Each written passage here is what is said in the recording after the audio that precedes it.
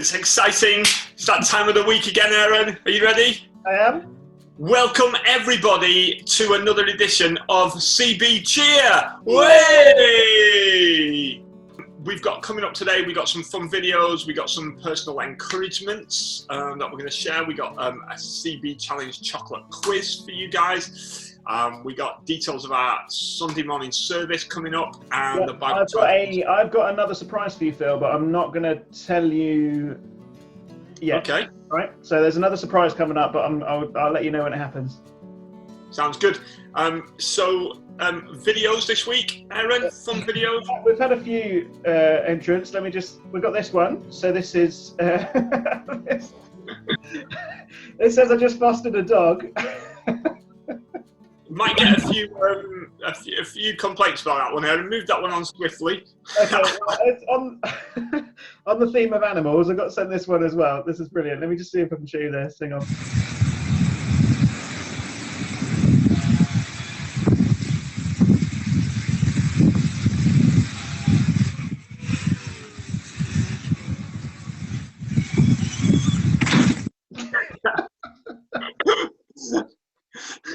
Oh dear.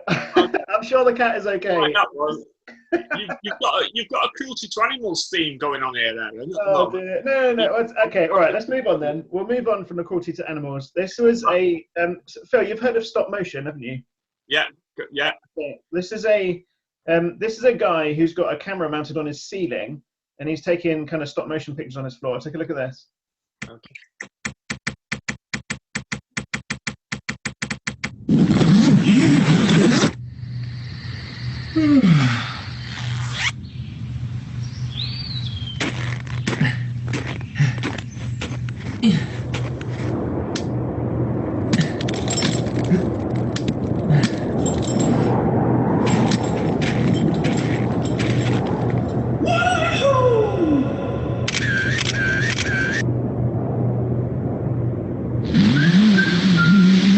Let's go. Whoa.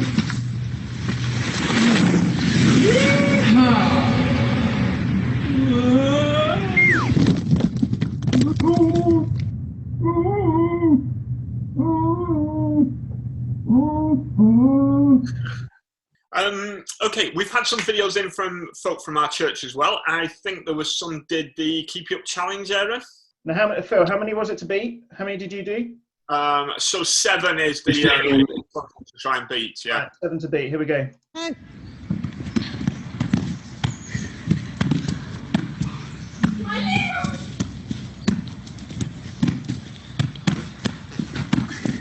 Oh, get away, Jamie Holman. Oh, I'm counting that 15. Did you get 15? I got about 15 there as well. It's a shame, Aaron. Ah, that was awful. I know. Here we go. Let's see if we can do this one. Here we go.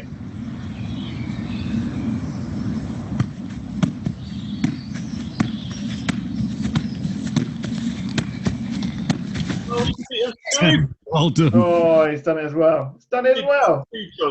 That was 10. So yeah. Well done, guys. Good work. Welcome to the Holmans. All applause to you. Put us to shame. 15 to beat, ladies and gents. We've had some emails. Let's read out some of those comments from those. So Marion Kerrison said, thank you for your constant updates and joyous smile on a Sunday morning. That was a joyous smile, Phil. Well done. I got one from Steve Smith. He said, thank you for putting on the service on Sunday. Lovely to be engaged and part of the church community. So many people and like a name tag Sunday, with each person being labelled. That was especially good for me. Got to learn some names. I like the informality, which was very welcoming. Any glitches did not matter at all. Jenny was equally encouraged and commented when we left. She said, that was excellent. It's our church. Oh yeah. It's great seeing church family, wasn't it? And on both the service and it has been for all the prayer meetings and the coffee mornings and things. Mithal Law said, "Thank you for your sermon on Easter Sunday, Phil. I have never considered the idea of the resurrection being like a new creation and the links with Genesis. So thank you for that." Yep, that is now also on the YouTube channel, which you'll be watching this on. So the YouTube channel, that's the service is uploaded. So if you didn't catch that sermon on Sunday, then you can do.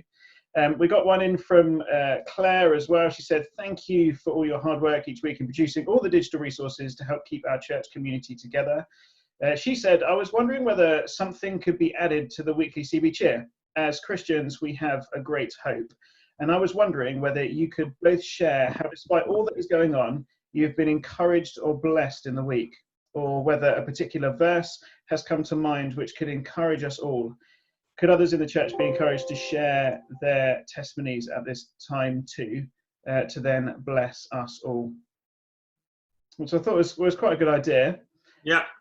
Yeah, we've tried to encourage people to send in their good news stories and kind of any testimonies or anything before. We haven't had a great response so far from that. So if you have got any, please send them in. So I texted Claire back and I said to her that, you know, something that's been helpful for me has been going out and it was a lovely sunny day the other day. And I've got the benefit of, and I know not everyone does have, but I've got the benefit of having a back garden.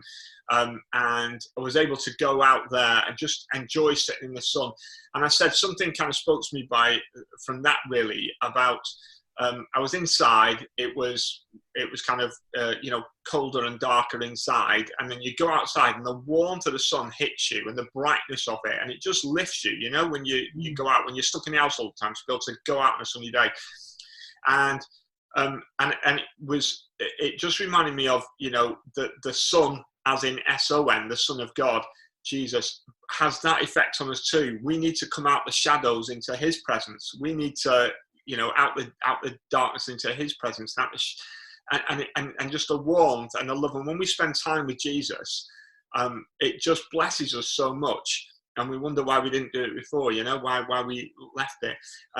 So that was something that kind of stood out to me. Just God spoke to me through that. Yeah, we've been really. It's been noticeable actually how much we've been blessed by being part of a church family. This has been amazing. So we couldn't get hold of any milk. Shops ran out near us. It was near the start of this. And we were online with some people and having a chat with them who live locally and part of our church family, and just mentioned that we couldn't get hold of any milk. And they were like, oh, we're getting a milkman delivery. A milkman delivery. That's where they deliver milkmen. We're getting a milk delivery in the next kind of day or so. Do you want us to add some to our order, and then you can come and pick them up? And that was just such a blessing. It was quite a relief. And like, we can live without milk, but it was just one of those things that was like, it's good to be part of a church family. That happened the other day actually with eggs as well. So we had a birthday coming up in our household. My son was turning 3. And we wanted to make a cake for him, but didn't have any eggs. Now, it's possible to make an eggless cake, I know that, but we mentioned this to a couple of friends who, again, we were online to, who are part of our church family, and they just said, yeah, we've got eggs coming in a delivery. Do you want us to drop some round? And it was just one of those things. That is brilliant. I hope they didn't drop them round, because they would have broken then. Well, no, I'd delivered them along with the milkman. The other thing I would say was that we had another church family who know what we're going through, particularly with our kids, and they got in contact and just sat on the phone, just having a chat with particularly my daughter, and that was a real relief for us, because it meant that she got to see some other faces, and they let her have all the time for her to kind of spell out all the things that's been going on in her brain as well. She was running in there and showing them pictures and going up and getting stuff and showing it to them and things. It was really nice, but it's reminded us that we are part of a church family and how much of a blessing that is, I think. Yeah. There's also a thing that we were thinking about doing, wasn't there, Phil, about doing kind of a few minutes a day on a kind of Bible reflection. Do you want to talk about that? Yeah, so an idea I had was maybe doing 3-minute reflections each day that we could come up with about stories in the Bible where people have been in lockdown. So I was going to start it off with one on Noah being in the ark. I thought he was kind of on lockdown, wasn't he, with a load of animals and his family for quite a long time. And we've got things like Paul in prison with Silas was on lockdown in that place. And how did they deal with and cope with the whole lockdown experience? And, you know, so just looking at some of those things, but just short 3-minute reflections that we can put on video and stick on here on YouTube, and people can access. And if we can get them done daily, we'll try and do one each day, because there's plenty of them. and just a little reflection, so we can all be involved in some of that. And if anyone else would like to be involved in that, if you can think of one, a story in the Bible where it's been a lockdown situation and you want to just do a little reflection for the day, a thought for the day with something encouraging coming out of it, a little message from it as well. Keep it to 3 minutes, video it, send it in, and we can use it. But we're going to have a go at some of these as well. So the idea is that we can get some members of the church family as well to have their input too. I think that's going to be brilliant. If we can do that on a day-by-day basis and we can all go through different parts of the Bible, I think that'd be amazing. So we got the Zoom live service again on Sunday. It's going to be at 10 o'clock. Yeah. And we can use the usual link that people have been using to get onto it. Oh no, we're going to have a new link, aren't we? Yes, no, we are going to have a new link. The reason for that is because you've now signed up to Zoom and we're going to have some more participants, aren't we? So we can go over the 100 limit. Yeah, we can get 500 on it now. So no one needs to not get on our service this week.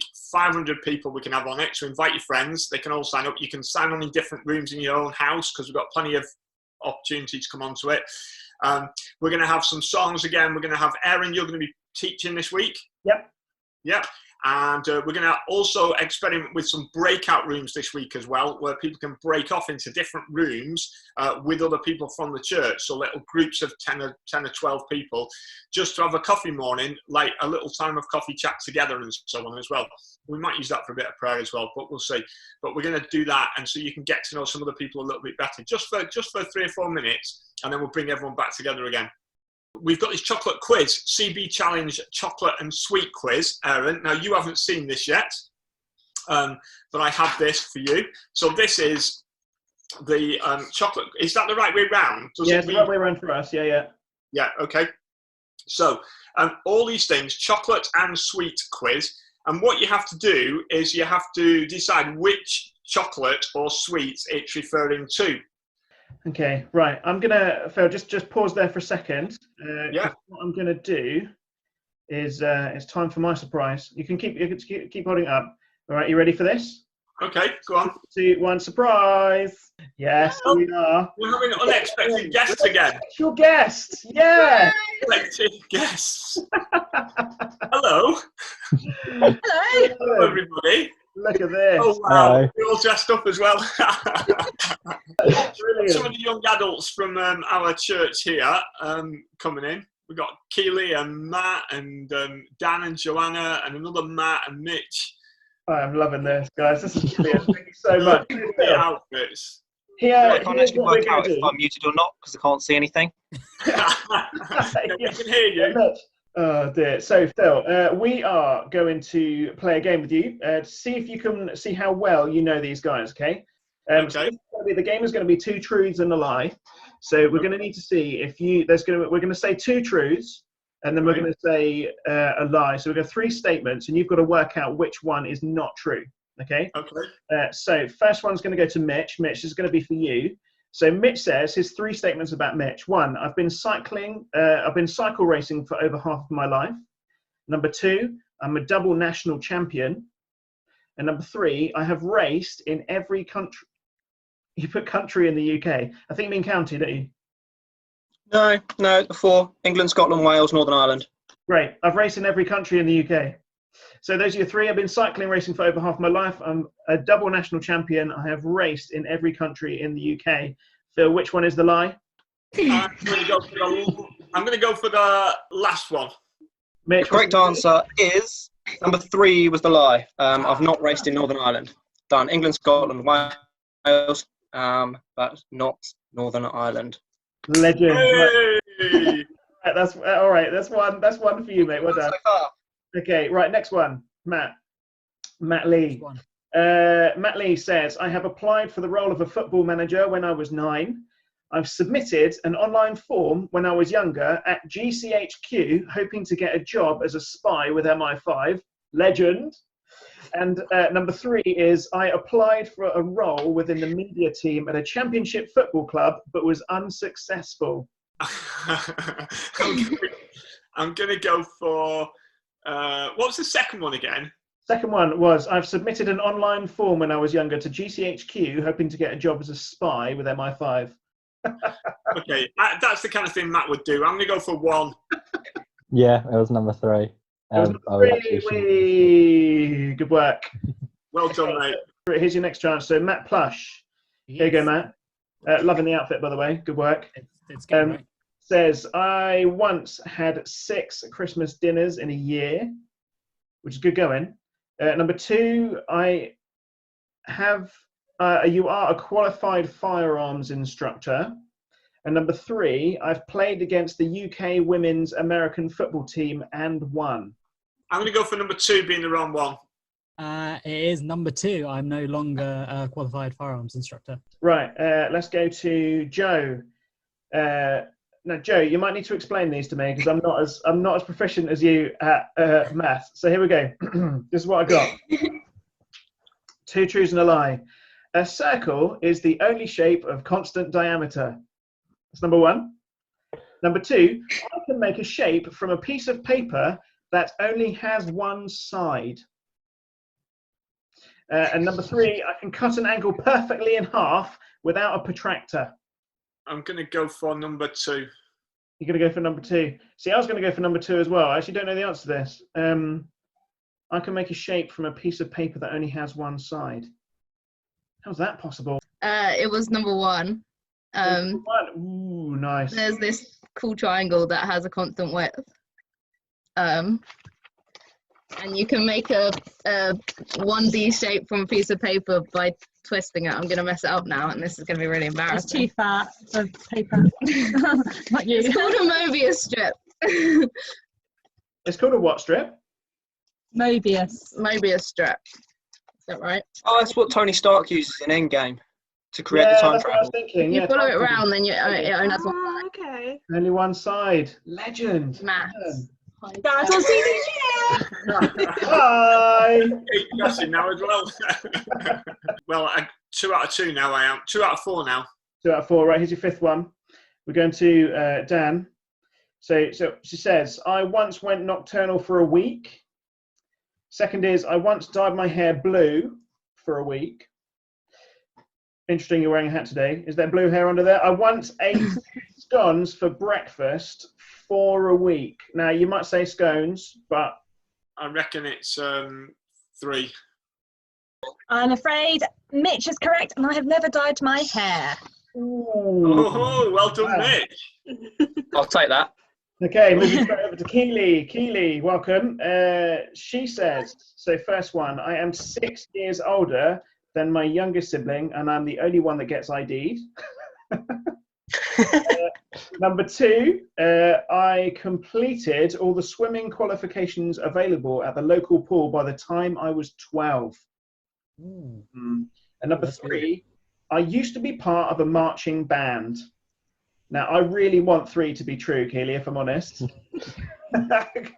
Partly because I want photo evidence of you being part of a marching band.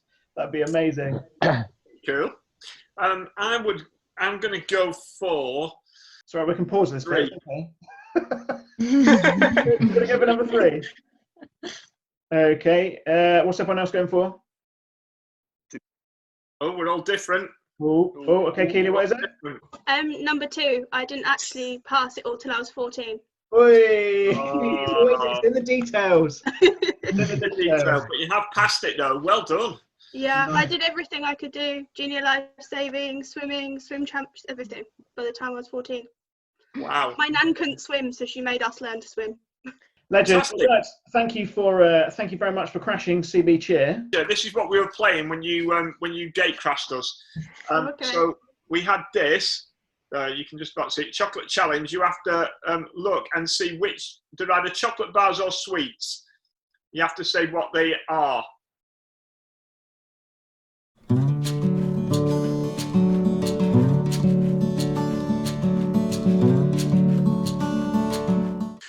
Well, that was a lovely surprise. Nice to see all the guys.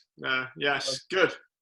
Yeah, so we had the Bible challenge, which was looking at the discrepancies there are perceived to be between Matthew, Mark, Luke, and John. So the 4 Gospels, the discrepancies there are in the death and the resurrection accounts of Jesus Christ. So that's what I've been looking at this week. It's been quite good fun. There's 2 main ones. The first one is the seeming contradiction that concerns the time when the women came to the tomb. So it's related differently by John and Mark. Mark's account has the women coming to the tomb at the rising of the sun, while John states that Mary Magdalene came to the tomb when it was dark. Now, the difficulty there is solved when you think about the distance that they had to walk to reach the grave. So since they stayed in Jerusalem or Bethany, it was dark when they left the place in which they were staying. But when they arrived at the tomb, the sun was beginning to shine. So therefore, Mark is speaking of their arrival, while John is speaking about their departure. So that discrepancy is seemingly about was the sun up or not is solved by thinking about the time that it took them to get there. The second one, 2 angels. The area which has been, which probably generated the most discussion is about the angels who were at the tomb of Jesus. So Matthew and Mark relate that 1 angel addressed the women, while Luke and John say that 2 angels were at the tomb. So what was it? Was it 2 or 1? And Matthew and Mark specify that 1 angel spoke, but they do not say that there was only 1 angel present or that only 1 angel spoke. Right. So it's possible that one of the angels served as a spokesman for the 2. Thus, it was emphasized there. Like it's not, that's not kind of a deal breaker in terms of biblical accuracy there, because it says about the 2 in 2 of the accounts, but 1 could have just been a speaker. So just to finish off that, Josh McDowell says, who's an apologist, he says the gospel writers also concur that the disciples had certain experiences which they believed to be appearances of the resurrected Christ. That the normative first century Judaism had no concept of a dying and rising Messiah is a historical fact. So the disciples proclaimed the resurrection story in Jerusalem, in the place where Jesus had been killed and buried. All these facts considered together constitute a really powerful argument for the validity of the resurrection story, and thus why we're so excited as Christians on Easter morning. Boom. Boom. Well, there we have it. Good. Well, thanks, Aaron, for that. I hope everyone at home had, well, those who tried it had a bit of fun, and it was interesting looking into that, these different accounts, but there's some explanations as to some of the apparent discrepancies. I think that brings us to the end of today. It's probably been one of the longest CV cheers we've done because of the unexpected guest today. Yeah, sorry a lot of fun. Enjoyed it. So hope you have too. Should we just close with a prayer like usual? Yeah. I thought today maybe we could say the Lord's Prayer to finish off there, and then if people want to join in at home, they can do as well. So let's pray. Our Father in heaven, hallowed be your name. Your kingdom come, your will be done on earth as it is in heaven. Give us today our daily bread. Forgive us our sins as we forgive those who sin against us. And lead us not into temptation, but deliver us from evil. For yours is the kingdom, the power and the glory, forever and ever. Amen.